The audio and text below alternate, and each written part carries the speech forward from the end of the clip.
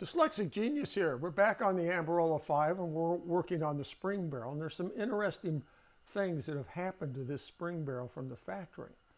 What they did was, you see these two little indentions where they drilled and then they machined this off and then they cut a hole in here and stuck a piece of brass in here. So what they did was they balanced the spring barrel. So when you look at the weight, the flywheel, after they machine it, they balanced it.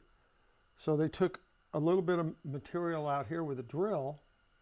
So we'll take a little bit here and then they maybe shave a little more off so this runs perfectly straight. And what they're trying to do is get every little bit of vibration, everything's running really super smooth on the motor. It's very interesting. But also what's interesting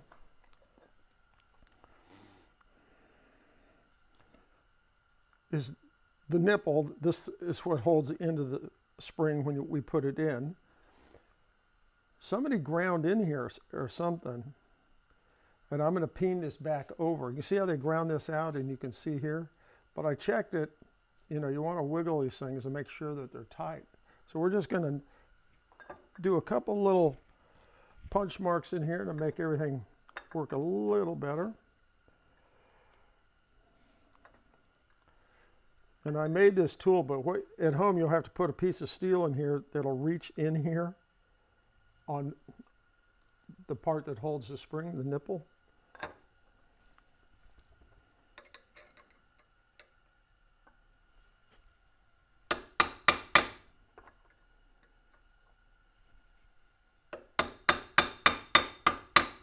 So what I'm using is a center punch.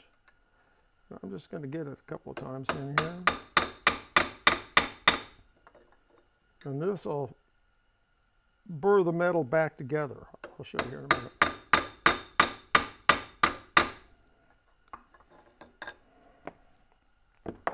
What that does is it expands the outside metal to the inside here, and that'll just hold this a little bit better.